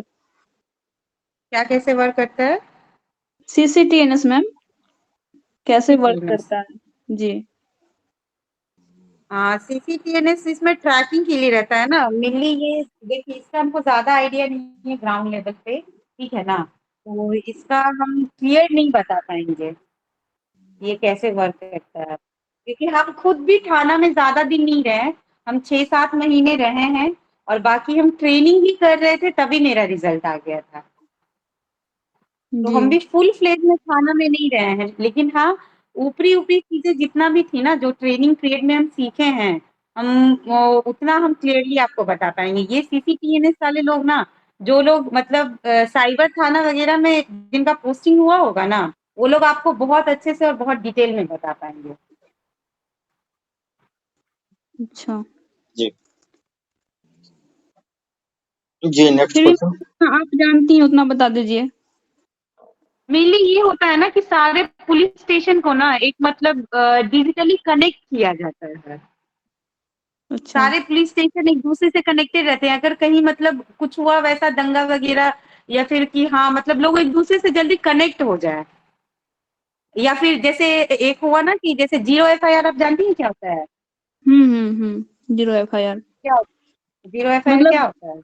मतलब जहाँ क्राइम हुआ उसी थाना में, मतलब जो नजदीकी थाना है, हम्म, उससे ये मतलब नहीं होता है कि ये ओरिजिनल थाना है या नहीं है, बस एफआईआर होना चाहिए। उस पर कोई एफआईआर नंबर होना नहीं चाहिए। होता है, 0 नंबर दे करके हम्म, एफआईआर हम्म, दर्ज कर ली जाती है।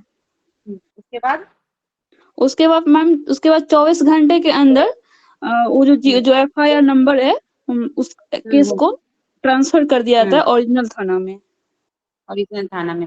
तो आपको पता होगा कि अगर ओरिजिनल थाना में किया गया तो एफआईआर जब भी होता है तो उसको ऑनलाइन पोर्टल पे भी डाला जाता है ना, हम्म। ऑनलाइन भी डाला जाता है। अगर अगर किसी के अगेंस्ट कोई क्राइम हुआ है, अगर कोई मर्डर किया है, उसका अगर एफआईआर वगैरह हुआ है और कहीं एफआईआर वो ऑनलाइन है, तो अगर दोबारा अगर वो कहीं भी क्राइम करेगा ना, तो वो उसको पता चल जाएगा। ठीक है ना, कोई आदमी अगर सर्च करेगा कि इसका क्राइम रिकॉर्ड क्या है, वो पता चल जाएगा। जैसे कैसे इंडिया में one nation one ration card चल रहा है, अब one school one identity card, मतलब उस टाइप का चल रहा है ना। तो वही सारी चीजें है कि किसी का क्रिमिनल बैकग्राउंड जानना है, कुछ भी जानना है, तो अब रजिस्टर उठाने की जरूरत नहीं पड़ेगी। वो कहीं से भी आप बैठ करके किसी का भी, कहीं कोई भी थाना वाला किसी का भी इन्वेस्टिगेट कर सकता है कि इसका क्रिमिनल बैकग्राउंड क्या है, अगर है भी तो। मेनली यही है कि सारे पुलिस पुलिस स्टेशन को ना मतलब कनेक्ट किया गया अच्छा इंफॉर्मेशन से रिलेटेड किसी का भी। मैम, इसके थ्रू एक ये भी होता है क्या कि जैसे थाना में जो वर्क होता है, डेली वर्क जो होता है, जैसे थाना डायरी, स्टेशन डायरी लिखना, उसके बाद सनहा जो होता है वो उसका, वो सब जो स्टेशन डायरी ऑनलाइन दूसरा लिखा चीज जाता है। है, स्टेशन डायरी और केस डायरी अलग चीज है। केस डायरी आपका ऑनलाइन मिल जाएगा। आप कभी एफआईआर ऑनलाइन निकाली है, कभी पुराना एफआईआर? मैं निकाली नहीं, लेकिन कुछ दिन मैं रही थी थाना में ना, तो देखी थी कि ऑनलाइन एफआईआर कैसे होता है, वो मैं देखी थी बस। आपको ये ना पुराना, कभी ना आप थाना वगैरह में जाइएगा, अपना पुराना एफआईआर ऑनलाइन निकालिएगा, देखिएगा उसमें उसका केस डायरी भी रहता है, साथ में पीडीएफ बना के डाला हुआ रहता है। वो आप कहीं से भी निकाल सकती हैं। जैसे हम लेबर इन्फोर्समेंट ऑफिसर है ना, जब चाइल्ड रेस्क्यू में जाते हैं ना, और चाइल्ड रेस्क्यू होता है ना, तो जिस दुकान से रेस्क्यू होता है ना, या फिर जिस जगह से, उसके अगेंस्ट एफआईआर करना होता है 24 आवर्स के अंदर में।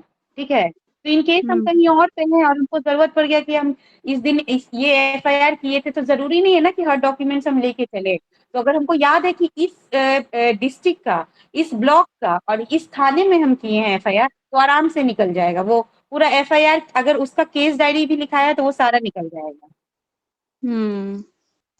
यही मतलब मतलब बेसिकली यही कनेक्ट किया गया है सारे पुलिस स्टेशन को। Okay ma'am. मैम, इसमें जो है ई कोर्ट का जो एक वर्क आता है, ई कोर्ट है, ई समन है, ई प्रोसिक्यूशन है, तो ये सब इसमें कनेक्ट होता है क्या?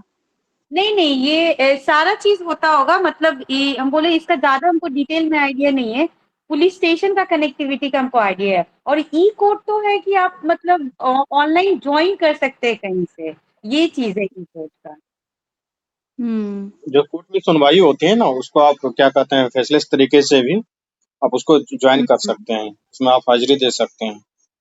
ई कोर्ट में ये होता है, आपके केस जितने भी हैं वो सारे के सारे, जो भी केस के स्टेटस हैं वो सारे के सारे शो करते रहते हैं। बाकायदे आजकल तो आपके मोबाइल नंबर पे मैसेज आता है ई कोर्ट के माध्यम से कि हाँ, आपका केस इतने तारीख को रजिस्टर्ड है, इतने तारीख को सुनवाई के लिए है। तो ये सारा फैसिलिटी दिया गया है कोर्ट का समन जो है में कि भी वही होता है कि सारा चीज आपका मोबाइल पे अगर मैसेज आ जाता है। उसके बाद केस का क्या स्टेटस है, केस के क्या फैसले हैं, सारे चीज उसके वेबसाइट पे अवेलेबल होने लगा है ई कोर्ट के माध्यम से। जो जेल से होता क्या था कि किसी कैदी को हमेशा लेके जाना पड़ता था, आप लोग पुलिस में रही होंगे तो वो देखे होंगे कि आप लोग लेके जाते हैं, फिर उसको वापसी लाना पड़ता है। तो वो ई कोर्ट के माध्यम से है कि आप वहीं से उसको क्या कहते हैं, हाजिरी उसकी दिलवा सकते हैं। ठीक है, जिसको एग्जामिनेशन और क्रॉस एग्जामिनेशन बोलते हैं कोर्ट की भाषा में। ठीक है, तो वो करवाया जा सकता है। जी नरेंद्र। मेनली आप इसको ये कह सकते हैं कि डिजिटल इंडिया लाने से पेपर वर्क मतलब बिल्कुल ही कम हो गया है और काम इजी हो गया है, इसीलिए मतलब सही है। जी मैम, थैंक यू मैम, बहुत शुक्रिया। और आप हेलो, जी मैम। एक पॉइंट को आप और एक नोटिस कर लीजिएगा, कन्फेशन से रिलेटेड। ठीक है ना, ये भी क्वेश्चन हमसे पूछा गया था एक बार मॉक में कि कन्फेशन जो पुलिस डिपार्टमेंट को दिया जाता है और जो मजिस्ट्रेट को दिया जाता है, कौन सा वैलिड होता है, क्या होता है, इसको आप अच्छे से पढ़ लीजिएगा। कंसेशन मतलब क्या हुआ मैम, नहीं समझे। कन्फेशन मतलब हुआ कि जो मतलब बताता है ना, आप किसी को मतलब अरेस्ट करके लेकर आई हैं, तो उससे पूछा जाता है ना, पूछताछ होता है ना कि हाँ बताइए क्या है क्या नहीं है। तो एक पुलिस डिपार्टमेंट के सामने जो मतलब वो बताता है और एक मजिस्ट्रेट के सामने बताता है, वो सारा डिफरेंट रहता है। ये सारी चीजों के बारे में अच्छे से पढ़ लीजिएगा। अच्छा, पूछताछ मतलब यही ना? हाँ, पूछताछ के बारे में, और किस सेक्शन में दिया हुआ है सेक्शन जरूर पढ़िए आप, क्योंकि हो सकता है दूसरे लोगों से वो सेक्शन एक्सपेक्ट ना करें, लेकिन अगर आपसे क्वेश्चन पूछा जा रहा है तो अगर आप क्वेश्चन सेक्शन लगाकर बोलिएगा ना, तो मतलब वो ज्यादा वेटेज होगा, वो ज्यादा अच्छा होगा। अच्छा, सीआरपीसी के कोई सेक्शन में होगा यही ना? हाँ हाँ, सीआरपीसी के सेक्शन में वो है कि कैसे कंसेशन लिया जाता है। ठीक है मैम। जी Naren. Okay ma'am. Hello, good evening sir. Good evening ma'am. Good evening. Ma'am, मैंने जो प्रेफरेंसेस अपने डाले हैं जॉब के लिए, तो मैम अगर जैसे मानिए हमसे पूछा जाए कि आपने इसको ऊपर इसको नीचे क्यों रखा मैम, तो मैं ये क्या जवाब दे सकता हूँ कि सर या मैम, मुझे जो भी जॉब मिलती है मैं उसको पूरे शिद्दत और ईमानदारी से करूँगा, लेकिन मैंने जो मेरे पास लिमिटेड नॉलेज थी जॉब प्रोफाइल को लेके, उस आधार पर मैंने अपने प्रेफरेंसेस डाल दिए हैं मैम। ऐसा जवाब मैम कैसा रहेगा मतलब, और इसमें हम क्या ऐड कर सकते हैं? लिमिटेड नॉलेज के बारे में अगर आप बोलिएगा तो वो बोलेगी कि आजकल तो इतना सारा सोर्स है, आप कहीं से भी नॉलेज लेकर के आप मतलब, अगर आप अपने उनको फिर ये आप दिखा रहे हैं ना कि आप खुद के पोस्ट प्रेफरेंस से खुद सेटिस्फाइड नहीं है, लैक ऑफ नॉलेज के कारण। बट मैम कितना भी नॉलेज होगा मैम, बट वो जो जॉब कर रहे हैं मैम उनके तुलना में तो लिमिटेड ही नॉलेज होगा मैम, क्योंकि हम तो अभी जॉब में गए नहीं है। तो मैम ये मतलब कहना सही नहीं रहेगा। नहीं, ये मतलब इसको चेंज कर सकते हैं तो ज्यादा अच्छा है। मेनली आप पोस्ट प्रेफरेंस में क्या डाल रहे हैं?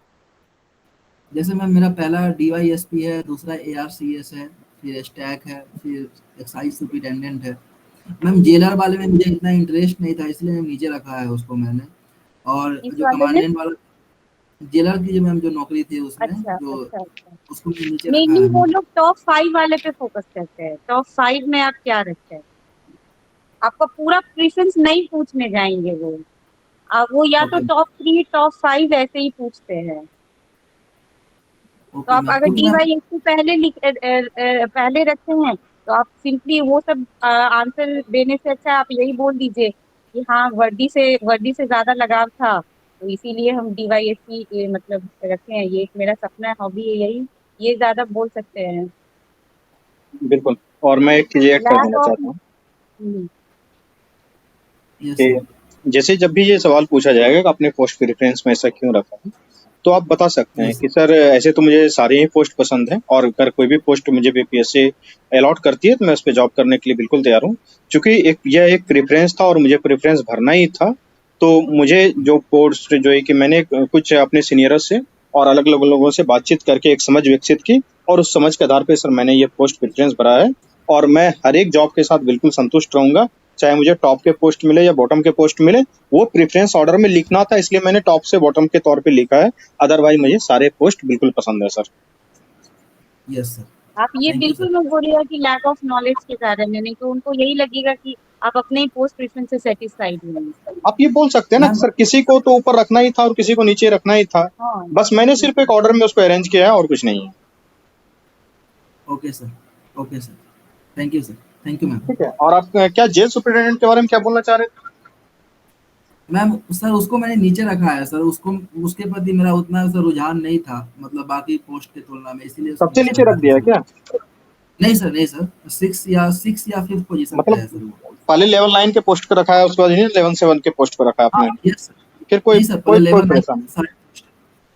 कोई वैसे परेशानी भी कोई मैटर नहीं करता है, उनके पास आपका कोई पोस्ट प्रेफरेंस वाली चीजें नहीं होती है, वो आपसे ही पूछेंगे, उनके पास आपका कुछ भी नहीं रहता है। ओके, थैंक यू मैम, ये बहुत बड़ी नॉलेज है मैम। Thank you. हाँ, उनके पास एक कोड जाता है, ठीक है ना, उस कोड से आपको वो पहचानते हैं। उनके पास आपका कोई कुछ भी नहीं रहता है, वो आपसे पूछेंगे कि आप ग्रेजुएशन किस ईयर में किए हैं, आप क्या कर रही थी, क्या कर रहे थे, आप कुछ अभी कर रहे हैं या नहीं कर रहे हैं, आपका ऑप्शनल क्या है, वो सामने पूछेंगे और आपको सामने बताना है। उनके पास कुछ भी नहीं है आपका, वो पोस्ट प्रेफरेंस भी खुद ही आपसे पूछेंगे। ओके, थैंक यू बिल्कुल। मैम। थैंक और थैंक यू कुछ सो मच। कुछ ऐसे बच्चे हैं जिनका कि फर्स्ट या सेकंड प्रेफरेंस में जेल सुपरिटेंडेंट है?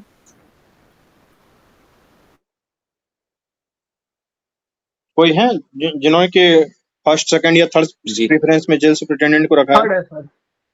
जी ठीक है। सर। Yes sir. आप लोगों से कुछ सवाल पूछे जा हाँ सर, सकते हैं, सेकंड में है। ठीक है, मैं बता देता हूँ, आप चाहें तो इसे नोट भी कर सकते हैं। ठीक है, मैं बता देता हूँ, उसके बाद फिर रंजन कुछ पूछना चाह रहे हैं आप?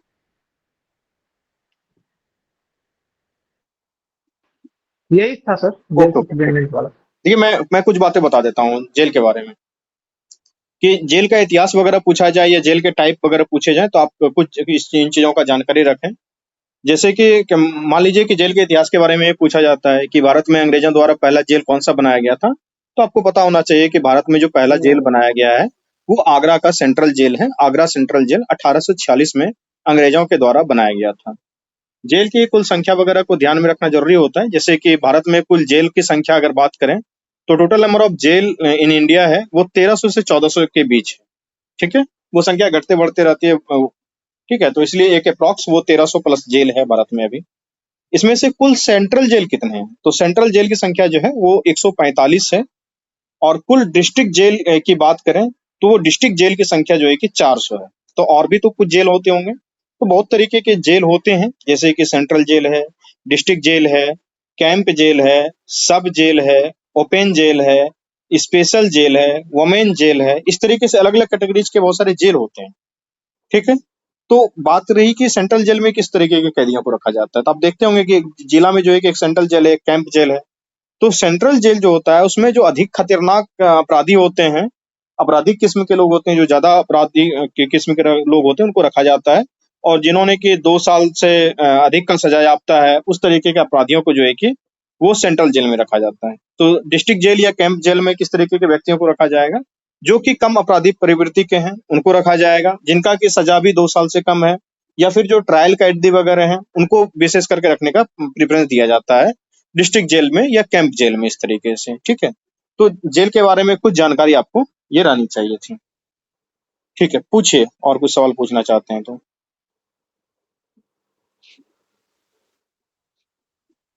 सर उसमें जी, अंतर क्या है सर? क्या बोल रहे हैं? अंतर क्या है सर डिस्ट्रिक्ट जेल में और सेंट्रल जेल में? इसमें जो अंतर पड़ता है ना, वो अंतर होता है कि अपराध के सिक्योरिटी लेवल का अंतर रहता है, सीधी सी बात है, कि किसमें कितने खतरनाक अपराधियों को रखा जाता है। जिसमें मान लीजिए कुछ दुर्दांत अपराधियों को रखा गया है, तो obvious सी बात है कि उसकी सिक्योरिटी लेवल बहुत हाई होनी पड़ेगी। नहीं सर, पोस्टिंग जैसे बीपीएससी से जाता है तो सेंट्रल जेल में उसका ड्यूटी लगता है या फिर डिस्ट्रिक्ट जेल में? जिसमें आपको लगाना होगा उसमें लगा देगा, उसमें कुछ ऐसी नहीं है कि सेंट्रल जेल में या डिस्ट्रिक्ट जेल में लगाया जाएगा। पहले अगर डिस्ट्रिक्ट जेल में मिलेगा तो आपको डिस्ट्रिक्ट जेल में दे देगा, वो तो पोस्ट कहाँ खाली है, उस वैकेंट है, उस चीज को देखा जाएगा ना। अच्छा, ये सेंट्रल जेल का मतलब ये नहीं होता कि सेंट्रल रिक्रूटमेंट होगा तब जाएगा, ऐसा बिल्कुल कुछ नहीं नहीं? होगा, ठीक है सर। ऐसा बिल्कुल नहीं है जी। और किन्हीं का कोई सवाल है? सर सेंट्रल गवर्नमेंट के अंडर जो जेल्स रहते हैं सर, और जो स्टेट गवर्नमेंट के अंदर रहते हैं, दोनों का जुरिसडिक्शन सेम है, अलग है, या क्या उसमें सिस्टम होता है?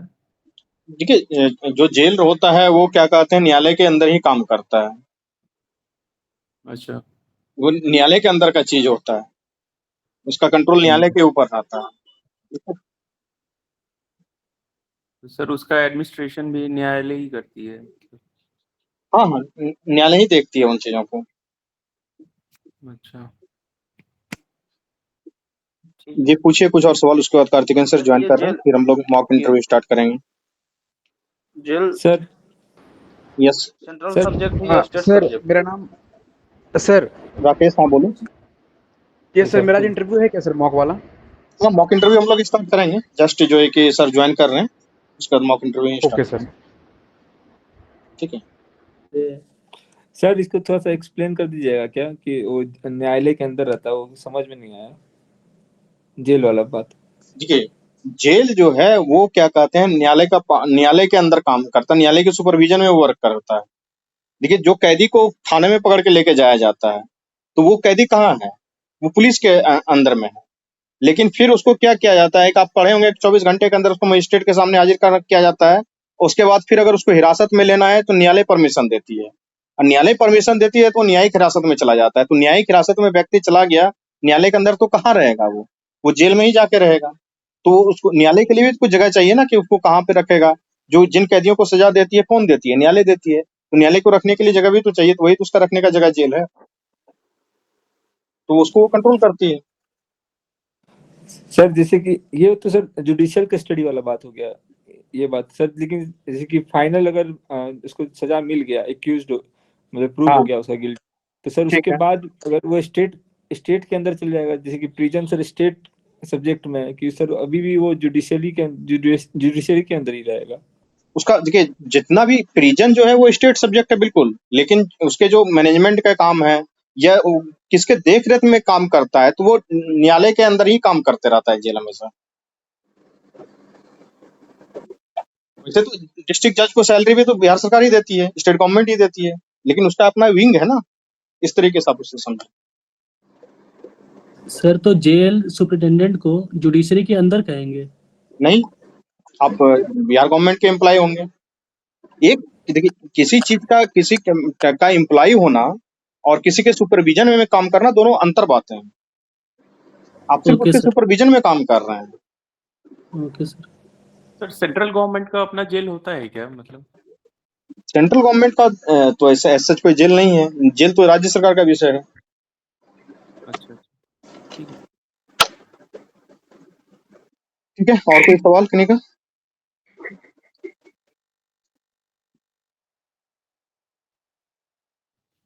तो सर जैसे सुप्रीम कोर्ट किसी को गिल्टी बनाती है तो वो किस तरीके से फिर उसको जेल में डाला, मतलब कौन से जेल में डालेंगे या कुछ? जहाँ के जिस राज्य का कैदी होगा वहां उसको डालेगा। हमारे अच्छा, साथ कार्तिकेयन सर भी जुड़ चुके हैं।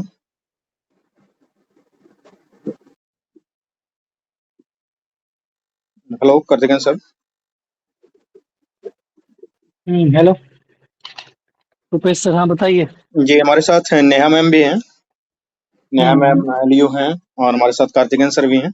एक सवाल इन लोगों का जेल के ऊपर चल रहा था कि क्या कहते हैं, जेल सुपरिटेंडेंट हम बनेंगे तो कौन उनको सैलरी देगा, बिहार सरकार देगा कि जेल देगी, ये जुडिशरी देगी? सैलरी, अच्छा। देखिए जनरली जेल जो आता है आपका जुडिशरी के अंदर ही आता है, लेकिन अब जुडिशरी का ही बात करेंगे तो वो तो सरकार के ही अंदर ही है, सरकार का ही अंग है। बेसिक कंसेप्ट क्या है, जब जुडिशरी फैसला देती है जजमेंट, तो एक ऑटोमेटिक वो अपना स्वतः निकाय हो जाती है, ऑटोनोमस बॉडी। लेकिन इन जनरल क्या होती है, वो गवर्नमेंट का ही पार्ट होती है when we are talking about institution. ठीक है, तो वो तो दे तो रही है, सरकार ही दे रही है। वो अलग बात है कि जुडिशरी के माध्यम से जाएगा पैसा। समझ में आ रही मेरी बात? किनका क्वेश्चन था ये? निशांत का। हेलो सर हाँ सर, समझ में आ गई सर। हाँ हाँ राहुल, कुछ पूछना है पूछ लीजिए। सर।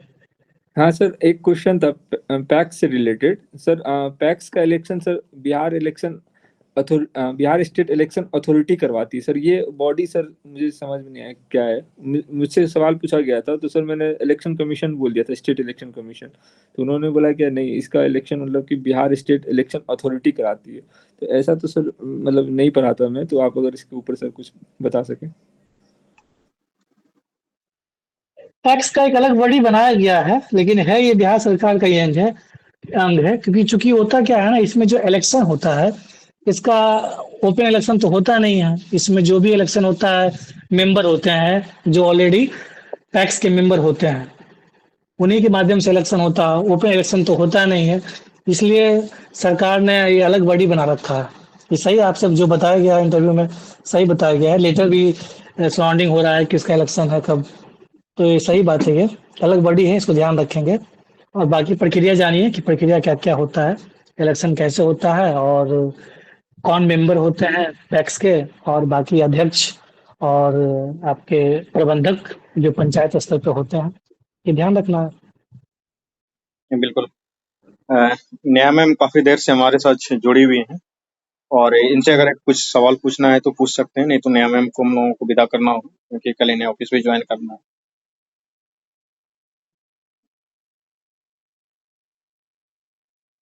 तो मैम लास्ट में बच्चों के लिए क्या संदेश रहेगा? 15 तारीख को इन लोगों का इंटरव्यू स्टार्ट हो रहा है। हाँ 15 से इंटरव्यू स्टार्ट हो रहा है, ज्यादा कुछ स्ट्रेस नहीं लेना है और वहां पे एकदम कूल रहना है। और जरूरी नहीं है कि सारा आंसर सबको पता ही रहता है।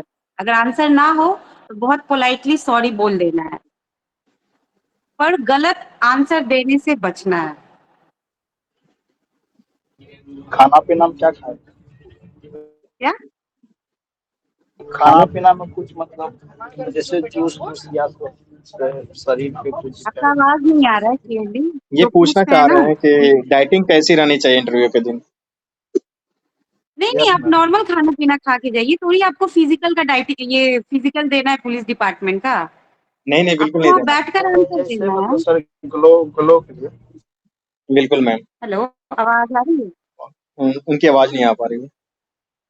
नहीं आवाज नहीं आ रही है उनकी सही से। जी तो बिल्कुल शांति से और कूल एंड काम तरीके से आपको जाना है, इंटरव्यू देना है। जिस तरीके से आप लोग प्लेटफॉर्म पे मॉक देते हैं, सेम टू सेम लगभग उससे वैसा ही एनवायरनमेंट रहेगा। इवन कि हम लोगों से कुछ कम ही टफ लेवल के वहाँ सवाल उससे पूछे ज्यादा जाएंगे। अच्छा इन्वायरमेंट अंदर रहता है। ठीक है, तो वो पहले आपको चिल करेंगे, आराम से बातें करेंगे, आपको कूल करेंगे, उसके बाद ही बात करना स्टार्ट करेंगे। तो कोई स्ट्रेस लेने की बात नहीं है। आप बिल्कुल ही अपने इष्ट देवता को अंत में नाम लें और जाएं 15 तारीख से इंटरव्यू देने के लिए। और कोई घबराने की बात नहीं है, किसी भी व्यक्ति को 100% सवाल के जवाब आते नहीं है। क्यों कितना भी इंटरव्यू में सॉरी बोले, इसका कोई फर्क नहीं पड़ता है। बस यही है कि कुछ सवाल ऐसे थे जिनका आपने बहुत अच्छा आंसर दे पाया और इंटरव्यूअर को आपके लास्ट में आपसे बात करके मजा आया, इसी पे आपके इंटरव्यू के मार्क्स डिपेंड करते हैं। और बहुत कुछ देखा नहीं जाता है इस इंटरव्यू में। ठीक है, आपका जो नॉलेज टेस्ट होना था हो चुका है। किसी भी व्यक्ति को हर चीज का नॉलेज हो ही नहीं सकता है, और वो आपके 24, 26 साल, 30 साल की उम्र में आपसे ये उम्मीद भी नहीं करते हैं कि आपको हर चीज का नॉलेज हो। ठीक है, तो बिल्कुल जैसा कि मैम ने बताया, आप लोग आराम से जाएंगे इंटरव्यू देने के लिए।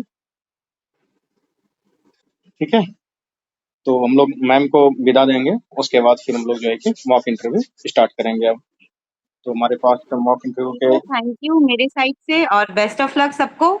अच्छे से जाइए, इंटरव्यू दीजिए। बिल्कुल। ठीक है, good luck, good thank you night. Ma'am. Thank you so much ma'am, आप आई, आपका भी बहुत बहुत धन्यवाद। इसी तरीके से बच्चों के बीच में आते रहें, इन लोगों का मार्गदर्शन करते रहें। धन्यवाद मैम।